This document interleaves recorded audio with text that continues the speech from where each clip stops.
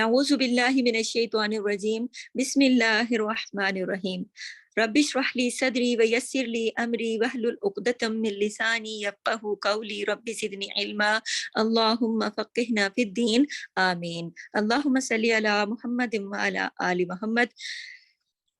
محرم کی سیریز میں چونکہ ہم مختلف ٹاپک پر بات کرتے چلے آ رہے ہیں محرم الحرام کے مہینے کی ابتدا سے ہی، تو میں یہ ضروری سمجھتی ہوں کہ جہاں ہم نے محرم الحرام کے مہینے کے بارے میں کافی ساری تفصیل بیان کی ہے، اور کرنے کے کام اور عبادات اور مہینے کی اہمیت، فضیلت، اس کے علاوہ محرم الحرام کے پیغامات وغیرہ، ان تمام موضوعات پر بات کرنے کے بعد آج میرا دل یہ چاہ رہا ہے کہ میں آپ کو محرم الحرام میں جو ہمارے معاشرے میں بدعات چل پڑی ہیں اور لوگ بنا سوچے سمجھے، بنا دین کا علم حاصل کیے اس کو دین کا حصہ سمجھ بیٹھے ہیں، اور وہ یہ کرنا ثواب کا کام سمجھتے ہیں، اور انہیں معلوم نہیں ہے کہ یہ تو کہیں بھی نہیں، ہمارے نبی نے تو اپنے زمانے میں اور ہمارے صحابہ کرام نے اور اس کے بعد ہمارے سلف صالحین اور جو بھی ہمارے دین کے علماء وغیرہ کہیں بھی یہ نہیں فرماتے کہ محرم کا مہینہ اس طریقے سے منایا جائے۔ یہ لوگوں کی خود ہی اپنی کچھ بنائی ہوئی بدعت ہے۔ دیکھیں، لفظ بدعت کی جمع ہے بدعت۔ بدعت کہتے ہیں، سب سے پہلے میں آپ کو یہ بتا دوں کہ بدعت کیا چیز ہے۔ بدعت جو ہے وہ چیز ہے کہ جو نبی پاک صلی اللہ علیہ وسلم نے نہ تو خود اپنے زمانے میں کی، نہ وہ بتایا کہ یہ دین کا حصہ ہے، نہ اس کا حکم دیا۔ یعنی نبی کریم نے تو ہر وہ بات بتائی ہے نا جو کہ اللہ تعالیٰ نے ان پر وحی کی، اور اللہ تعالیٰ نے جب جتنا دین بہتر تھا ہمارے لیے، قرآن پاک وغیرہ سب کچھ ہمارے نبی کے زمانے میں پہنچا دیا۔ اس کا ثبوت یہ ہے، آخری خطبہ حج میں جب ہمارے نبی پاک صلی اللہ علیہ وسلم نے آخری خطبہ حج دیا تو لوگوں کے سامنے یہ بات کی کہ بتاؤ لوگوں، میں نے اللہ کا دین تم لوگوں تک پہنچا دیا یا نہیں؟ تو سب لوگوں نے جو تقریباً 1.5 لاکھ کا مجمع حضور نبی کریم صلی اللہ علیہ وسلم کے سامنے موجود تھا، ان سب نے یک زبان ہو کر کہا کہ آپ نے پہنچا دیا۔ اس وقت نبی کریم صلی اللہ علیہ وسلم نے اپنی آسمان کی طرف دیکھا اور فرمایا، اے اللہ، گواہ رہنا کہ تیرے بندے جو ہیں ان تک میں نے تیرا پیغام پہنچا دیا۔ اب دیکھیے کہ وہ تمام پیغام جو ہے اصل دین وہی ہے، اور جو اس پیغام سے ہٹ کر بعد میں لوگوں نے چیزیں بنا لی وہ ہے بدعت۔ اور بدعت کا گناہ بھی بہت زیادہ ہے، کیونکہ جو آپ اکثر لوگ یہ بات کرتے ہیں کہ تو اس میں کیا ہے، یہ تو اگر نبی کے زمانے میں نہیں ہوا تو کیا ہوا، یہ تو اب ہم کر رہے ہیں تو ثواب کا کام۔ تو دیکھیے، بدعت اگر ہم کرتے ہیں، فرض کریں اللہ نہ کرے، تو ہم اس کو شیطان ہمارے دل میں ڈال دیتا ہے یہ ثواب کا کام ہے، کرو۔ لیکن اگر جو آپ صرف اتنا سوچیں کہ جو ثواب کے کام ہیں، اگر وہ کام اتنا چھوٹا سا کام کہ بستر سے اٹھو دعا پڑھو، بیت الخلا جاؤ دعا پڑھو،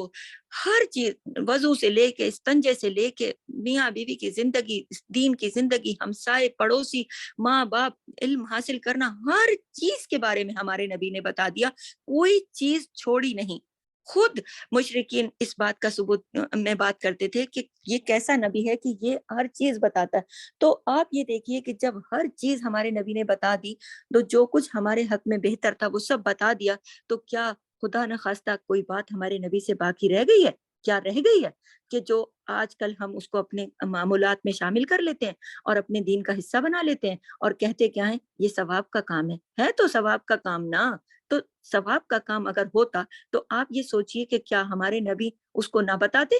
کیا نہ بتاتے؟ آپ خود سوچیں، ہمارے نبی نے ایک ایک چیز جب بتائی ہے تو پھر کچھ چیزیں انہوں نے کیوں چھوڑ دی؟ اس لیے کہ وہ اللہ تعالیٰ کے ڈیزائن کردہ جو دین اسلام کا نقشہ ہے وہی بتا رہے تھے، اپنی طرف سے لوگوں کو کچھ نہیں بتا رہے تھے۔ جتنا اللہ تعالیٰ نے بتایا وہ انہوں نے بتا دیا، اور اللہ تعالیٰ نے کیا بتایا،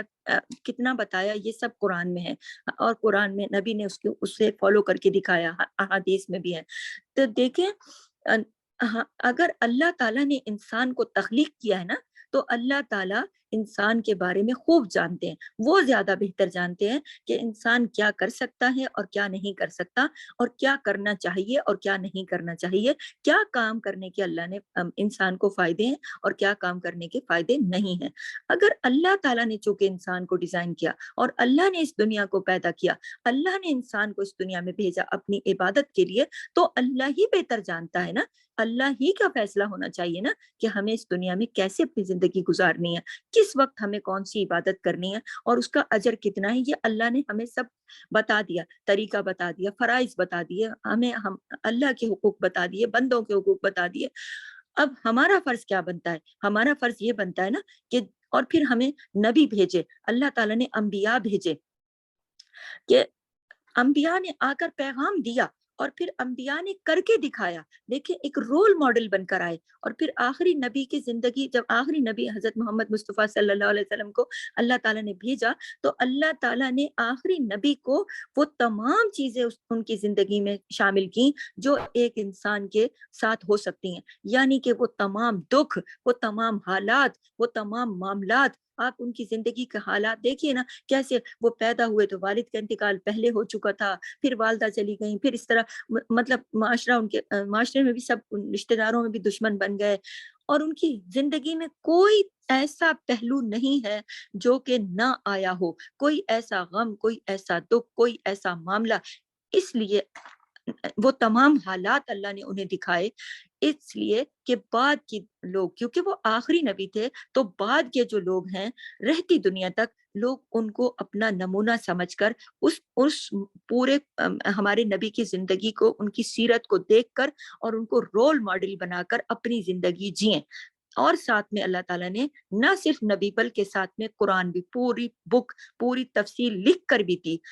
بھی دی اور عمل کر کے نبی نے دکھایا، اور اس سے پیچھے جو کتابیں آئیں ان کے ساتھ بھی اللہ تعالیٰ نے نبی بھیجے، رسول بھیجے، اور انہوں نے ہمیشہ جب سے دنیا بنی آج کے دن تک لوگوں کی رہبری کی، رہنمائی کی، اور ہر وہ پیغام جو اللہ دینا چاہتا تھا لکھ کر بھی دیا، اور اللہ تعالیٰ نے اپنے بندوں کے ذریعے، اپنے انبیاء کے ذریعے، رسولوں کے ذریعے پیغام دنیا میں پہنچایا، یعنی صرف بول کے بھی دیا، کر کے بھی دکھایا، لکھ کے بھی دیا، ہر فارم میں۔ تو اب دیکھیں کہ لوگ اس کے بعد اپنی نئی نئی چیزیں نکال لیتے ہیں، اس کو کہتے ہیں بدعت،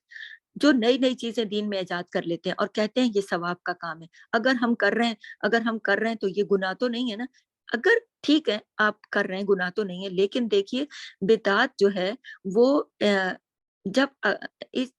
اس میں ایک نقطہ آپ سمجھ لیں کہ اگر ہمارے نبی نے خدا نہ خواستہ کتنا بڑا گناہ اس کا کیوں رکھا گیا، کیونکہ آپ شک کر رہے ہیں کہ اگر کوئی بدعت کر رہے ہیں جو نبی کے زمانے میں نہیں ہوئی اور بعد میں کر رہے ہیں، تو کیا مطلب ہے اس بات کا؟ اس بات کا مطلب کیا یوں لیا جائے خدا نہ خواستہ نعوذ باللہ کہ یہ بات بتانے سے رہ گئی تھی ہمارے نبی سے خدا نہ خواستہ، یا پھر اللہ نے وہ بات بتائی نہیں، اور اللہ تعالیٰ نے ہم نے اپنے طور پر اپنے دماغوں سے سوچ لی، ہم یہ سمجھتے ہیں کہ یہ بہتر ہے، تو کیا مطلب ہے کہ اللہ تعالیٰ نے جتنا دین بہتر سمجھا، جو مکمل سمجھا، وہ اپنے نبی پر اتار دیا، اور بار بار بتایا کہ یہ دین مکمل ہے، یہ دین فطرت ہے، یہ دین اسلام جو ہے، یہ اب اس کے بعد کوئی نبی نہیں آنے والا، کوئی کتاب نہیں آنے والی۔ تو یعنی کہ اب ثابت ہو گئی نا بات کہ اس پر ہی ہم نے، یہی ہماری گائیڈ لائن ہے، اسی پر ہم نے جینا ہے، نہ کہ ہم اب اور راہیں تلاش کر لیں، اور طریقے تلاش کر لیں، شارٹ کٹ ماریں، یہ نہیں یہ یوں کر لیتے ہیں، ایسے کر لیتے ہیں، قرآن کو پورا پڑھتے نہیں ہیں لوگ، بہت ساری بدعات لوگ ہمارے معاشرے میں کرتے ہیں، جو میں آپ کو سب سے پہلے تو بدعت کے بارے میں ہی بتا رہی ہوں نا، تو اب آپ لوگوں نے اپنی اپنی زندگی میں، آپ لوگوں نے اپنے اپنے محلوں میں، کمیونٹی میں، خاندان میں، معاشروں پہ نظر ڈالنی ہے کہ دیکھیں بعض لوگ ثواب کے نام پہ بدعت کر رہے ہیں، تو دیکھیں جو کر رہا ہوتا ہے اور پھر جو اس میں شریک ہو جاتا ہے، یہ سوچ کے کہ یہ اب میں تھوڑی کر رہی ہوں، انہوں نے کہا ہے تو کرو، کیوں؟ اللہ تعالیٰ نے ہمیں کرنے کا حکم دیا، قرآن کے مطابق جینا ہے، ہم نے اپنے نبی کی سیرت کے مطابق جینا ہے، ہم لوگوں کے کہنے سے اپنا دین تو نہیں بدل سکتے نا، یا ہم فلاں ایسا کر رہا ہے تو ہم بھی ایسا کر لیں، ایسا تو نہیں کرنا چاہیے نا۔ ہم نے دیکھیں جب ہمارا انتقال ہوگا اور ہم اس دنیا سے جائیں گے، تو ہم نے اپنے اعمال کا حساب خود دینا ہوگا، اکیلے، وہاں قبر میں کوئی نہیں آئے گا ہمیں بچانے. یہ ہم اگر قبر میں حساب کتاب ہوگا یا محشر میں حساب کتاب ہوگا یا پوچھا جائے گا کہ یا گناہوں کی لسٹیں ہاتھ میں ملیں گی تو کیا ہم وہاں پر یہ بتاتے پھریں گے کہ یہ تو فلاں نے کہا تھا تو ہم نے کرا تھا ورنہ ہم کرتے نہیں اگر یہ نہ کرتا. تو اللہ نے ہمیں عقل دی ہے. اللہ تعالیٰ نے اس مخلوق کو اشرف المخلوقات بنایا, انسان کو کس بنا پر؟ عقل کی بنا پر. دیکھیں زندگی تو بہت, ایک کیڑے میں بھی ہے جو ایک پتھر کے نیچے بیٹھا ہے, یا ایک مچھلی میں بھی ہے جو سمندر میں, زندگی تو ایک پودے میں بھی ہے وہ بھی سانس لیتا ہے, زندگی تو ایک جنگلی جانور میں بھی ہے وہ بھی کھاتا ہے پیتا ہے سانس لیتا ہے بچے پیدا کرتا ہے. زندگی تو بہت چیزوں کو دی اللہ نے, لیکن عقل جو تھی نا وہ انسان کو دی, اشرف المخلوقات بنایا. اللہ تعالیٰ نے عقل اس لیے دی کہ جب اللہ تعالیٰ نے انبیاء بھیجے, کتابیں بھیجیں اور انسان کو خود عقل دی, غور و فکر کرنے کا پورا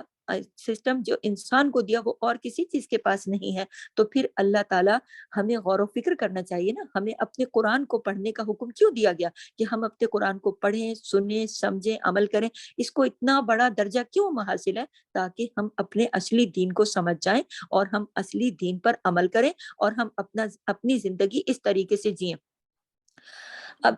محرم کا مہینہ کتنی فضیلت والا مہینہ ہے, اس سے ہمارا اسلامی سال شروع ہوتا ہے. لوگوں کو یہ نہیں پتا ہوتا, لوگ جنوری کے مہینے میں پٹاخے پھوڑنا شروع کر دیتے ہیں, دسمبر میں کہ نیا سال آنے والا ہے اور خوشیاں منانا. کس کی؟ یہود و نصارہ کی وہ اس کو فالو کرتے ہیں اور ایک کے بعد ایک سب کرنے شروع ہو جاتے ہیں. کہتے ہیں نیا سال اور مبارکباد کی ڈھیر لگا دیتے ہیں فون کے اوپر. یہ نہیں سوچتے کہ ہم مسلمان ہیں, ہم کس کو مبارکباد, کس بات کی مبارکباد ہم دے رہے ہیں. ہمیں یہ تو سوچنا چاہیے کیا ہمارے نبی نے دی. اچھا, اس کے علاوہ آج کل لوگوں نے ایک نیا طریقہ نکالا ہے کہ جمعے کے دن بڑی مبارکبادوں کی آ جاتے ہیں میسج, جمعہ مبارک. کبھی صحابہ کی سیرت اٹھا کے دیکھیے, کبھی نبی کریم نے اپنے صحابہ کو جمعے والے دن, جمعے کی اہمیت پہ تو نبی کریم نے بہت کچھ بتایا. جمعے کی سنتیں تھیں ہمارے نبی, ناخن ترشنا, اپنے خوشبو لگانا, اچھا لباس پہننا, مسجد میں جلدی جانا, خود امام کے قریب بیٹھنا, خطیب سے پہلے مطلب امام سے پہلے جانا, تقدس کا خیال, نوافل پڑھنا اور خاموشی سے بیٹھنا. یہ سب باتیں, ہر چیز, سورہ کہف کی تلاوت کرنا, جمعے کے دن درود ابراہیمی کا ورد کرنا, دعائیں مانگنا, یہ سب چیزیں تو تمام بھری پڑی ہیں جو ہمارے دین میں ہمارے نبی پاک صلی اللہ علیہ وسلم نے فرمائی. لیکن ہمارے نبی نے کبھی صحابہ کو جمعے کی مبارک تو نہیں دی, کبھی صحابہ نے بعد میں بھی ایک دوسرے کو جمعے کی مبارک تو نہیں دی. یہ چھوٹی چھوٹی چیزیں ہم لوگوں نے اپنی زندگی میں داخل کر لی ہیں اور ہم اس کو ثواب کے کام سمجھتے ہیں. کسی کا انتقال ہو گیا, وہاں جا کے سورہ بقرہ پڑھنی شروع کر دی. سورہ بقرہ تو زندگی گزارنے کا طریقہ سکھاتی ہے, مرنے کے بعد کون سی زندگی ہے. ہاں, تلاوت قرآن کا ثواب ہے, فرشتے آتے ہیں, اس کا ایک ایک لفظ کا اجر ملتا ہے, میں اس سے تو انکار نہیں ہے, لیکن سورہ بقرہ کو اپنی زندگی میں بھی تو سیکھیں. اللہ کے نبی نے فرمایا کہ قرآن جو ہے وہ کتاب ہدایت ہے, تو ہدایت پر چلنے کا راستہ ہے. تو ہم اس کو, اس دنیا میں قرآن ایسی رسی ہے, اللہ کی رسی ہے کہ جس کو اگر ہم پکڑیں تو ہم اس دنیا اور آخرت کی ہر مشکل سے بچ جائیں گے. تو ہم بدعت کرتے ہیں, ہم جا کے جس وقت اللہ نے ہمیں صحت دی, وقت دیا, سہولت دی, اس وقت ہم اپنا دین یا قرآن سیکھنے کے بجائے ایک میت کے سر پہ کھڑے ہو کے زور زور سے قرآن پڑھنا شروع کر دیتے ہیں کہ وہ سن رہا ہے. وہ دیکھیں قرآن تو ہمارے اپنے لیے اترا ہے نا, اس کے علاوہ ہر مہینے کے ساتھ بدعت لگائی ہوئی ہیں. دیکھیں اللہ کہ اس مہینے میں صدقہ دو, اس مہینے میں بلائیں آ جاتی ہیں. دیکھیں یہ اصل میں ہمارا جو معاشرہ ہے نا, ہم پاکستانی لوگ اصل میں, یہ پاک و ہند جو تھا وہ اکٹھا بہت سال یہ اکٹھے رہے, پاکستان, ہندوستان, یہ سب جو ہے پورا یہ بر صغیر کا علاقہ جو تھا یہ اکٹھا تھا. اس پر لوگ مسلم اور نان مسلم غیر مسلم دونوں اکٹھے رہے ہیں, اور دونوں نے اپنی اپنی جو بھی رسم رواج تھی ادھر سے ادھر تبدیل کر لی, جس کی جو چیز اچھی لگی وہ اٹھا لی اور وہ اپنا حصہ بنا لیا. تو دیکھیں اسی طرح بہت ساری چیزیں محرم کے حساب سے بھی ہمارے کلچر میں آ گئی ہیں. چونکہ ہماری سیریز محرم کے حوالے سے ہے, اس لیے میں اپنے اصل ٹاپک پر آتی ہوں کہ محرم کے اندر بھی بہت ساری چیزیں لوگوں نے شامل کر لی ہیں کہ محرم کی اہمیت اور فضیلت اور اس میں کرنے کے کاموں کے بجائے لوگوں نے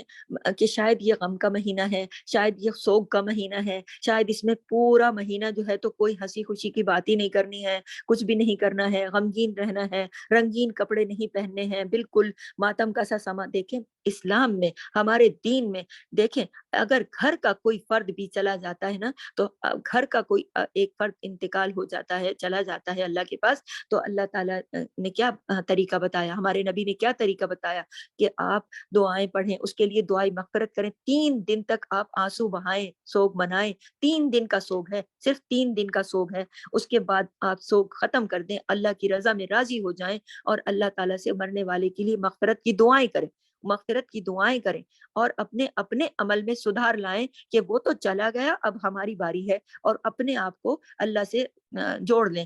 یہ موت کا فرشتہ جب کسی کے گھر میں آ جاتا ہے اور ایک کو لے جاتا ہے تو دوسروں کے لیے یہ عقل کی بات ہونی چاہیے کہ موت کا فرشتہ میرے گھر میں آیا ہے اور فلاں کو لے گیا, اور میں اس کے, اللہ نے مجھے زندہ رکھا, وہ چاہتا تو مجھے لے جاتا. یا موت کا فرشتہ اگر محلے میں آتا ہے اور کسی ایک کو لے جاتا ہے تو باقی سب محلے والوں کو فوراً سدھر جانا چاہیے, یہ سوچ کے کہ موت کا فرشتہ میرے محلے میں آ چکا ہے اور فلاں کو لے گیا, اگر وہ اللہ کا حکم ہوتا وہ مجھے لے جاتا, پھر ابھی تو اللہ نے مجھے توبہ کا موقع دیا, اللہ نے مجھے زندہ رکھا,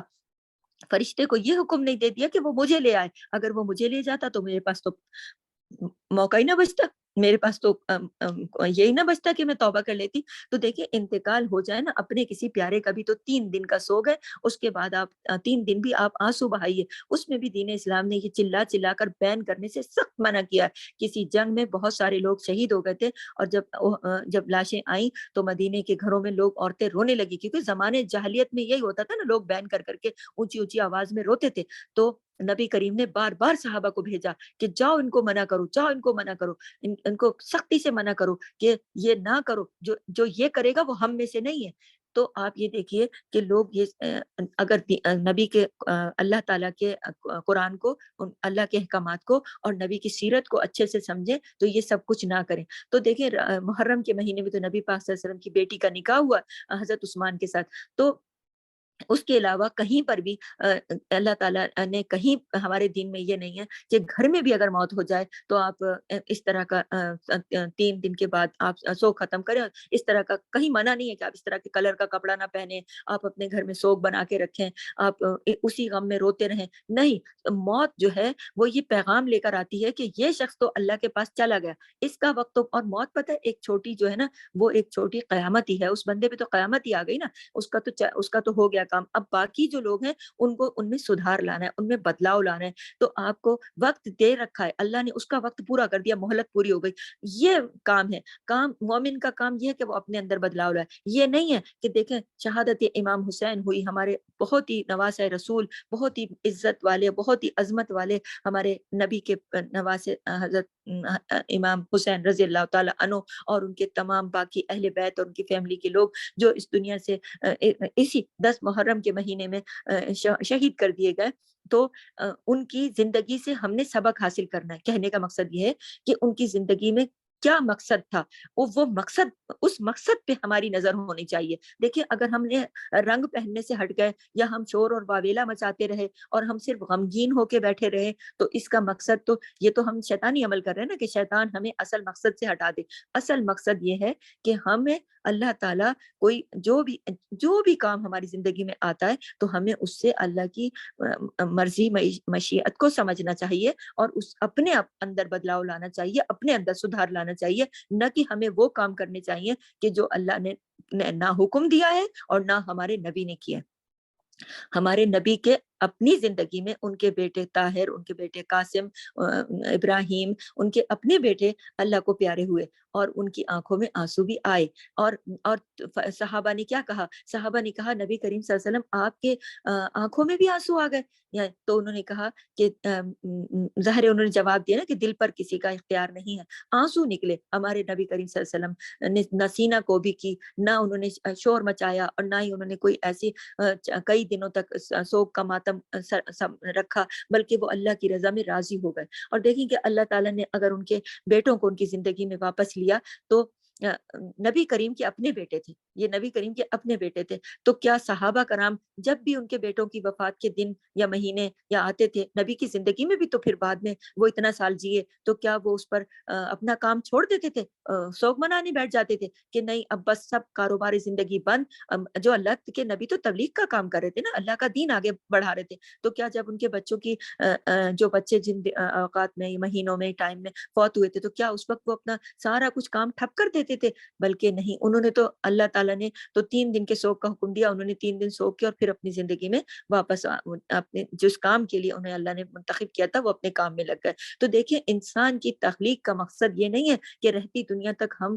صرف سوگ کریں، ہم احترام کریں، ہم تعظیم کریں، ہم محبت کریں اور ہم ان کے پیغام پر عمل کریں۔ ہمیں اسلام کے پیغام پر عمل کرنا ہے، ہمیں اسلام کی روح کو سمجھنا ہے، ہمیں اسلام کو اپنے اندر اتارنا ہے، اپنے عمل میں اتارنا ہے، اپنے نبی کی سیرت کو سمجھنا ہے، اپنے نبی کی سیرت پر عمل کرنا ہے، اپنے مہینے کی اہمیت فضیلت کو سمجھتے ہوئے اپنی توجہ عبادات پہ لگانی ہے، اپنی توجہ اپنے رب کو راضی کرنے پہ لگانی ہے، نہ کہ بدعات پہ۔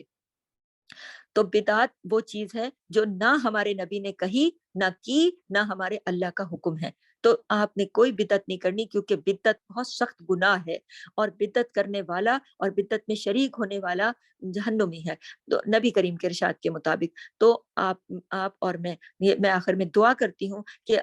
اللہ تعالیٰ آپ کو اور مجھے اپنے صحیح دین پر چلنے کی توفیق دے، جو اللہ تعالیٰ نے طریقہ بتایا اس کے مطابق، اور اللہ کی رضا کے مطابق اور نبی کی سیرت کے مطابق اللہ تعالیٰ ہمیں عمل کرنے والا بنائے۔ اللہ تعالیٰ ہمیں ایک بہترین مسلمان بنائے، اور اللہ کی رضا کے مطابق، دین اسلام کے مطابق اور قرآن کے مطابق اور نبی کی سیرت کے مطابق ہمیں اور آپ کو زندگی گزارنے کا صحیح رہبری اور رہنمائی کے ساتھ جینے والا مسلمان بنائے۔ آمین ثم آمین۔ سبحانک اللہم و بحمدک، نشہد ان لا الہ الا انت، نستغفرک و نتوب الیک۔ السلام علیکم ورحمۃ اللہ وبرکاتہ۔